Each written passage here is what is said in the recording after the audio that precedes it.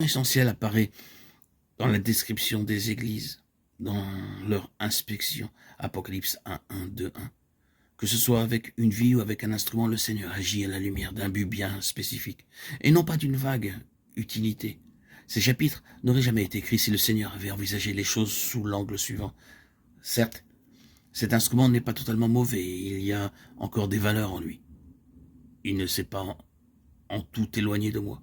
C'est pourquoi je dois m'en occuper, l'aider, le préserver, le bénir. Il faut donc le maintenir. Mais il n'agit pas ainsi. Nous pouvons être reconnaissants, Seigneur, pour quelque chose qui, dans ce monde, est bon et qui vient de lui.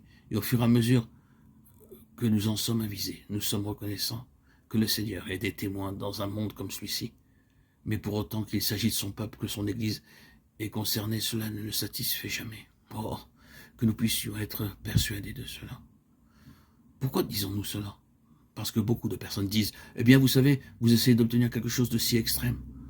Pourquoi ne pas être satisfait de ce qui est recommandable dans l'Église aujourd'hui? Prenez-la telle qu'elle est, acceptez-la telle qu'elle est, et soyez reconnaissants qu'il y ait tant qui appartiennent au Seigneur, qui porte son nom dans un monde tel que celui-ci. Je ne pense pas qu'un tel rapport nous permette de dire cela. Dieu sait que nous sommes reconnaissants pour tous les croyants de ce monde, fussent-ils de bien pauvres croyants.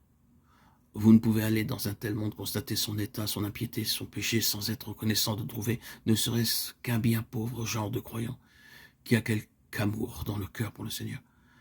Vous êtes reconnaissant pour la plus petite chose qui parle de lui. Oh, mais quand vous commencez de percevoir quelque peu l'intention de Dieu, quand vous voyez que ce qu'il a conçu pour son Église est la cause de son appel, de son élection en Christ, vous ne pouvez jamais être satisfait avec ce qui n'est que formel, ou avec quelques expressions vagues de bonnes choses. Quand vous parvenez à une conclusion comme celle-là, vous constatez qu'elle vous engage complètement et jusqu'au bout. Si vous aimez l'appeler extrême, vous le pouvez. Elle vous montre très clairement que quand bien même cela fut un grand passé, une magnifique histoire de bénédiction divine et de grande utilité, une grande réputation d'œuvres bonnes et bien d'autres bonnes choses ainsi obtenues, aucune de ces choses ne justifie cependant de façon adéquate que le Seigneur garde un tel instrument dans sa main pour son dessein. Il doit le mettre de côté, à moins que le but précis pour lequel il a été suscité ne soit en voie d'être atteint. Pour quelle raison l'Église fut-elle suscitée? Je ne crois pas que le Seigneur à l'origine pensait à une Église dans sa généralité avec en elle quelque chose de spécial. Une masse générale de croyants et parmi eux une compagnie qu'on appellerait les vainqueurs. Cela n'a jamais été l'intention de Dieu, cela est ce que l'on qualifierait un état d'urgence des choses et ce qui est essentiel à cause d'une faillite.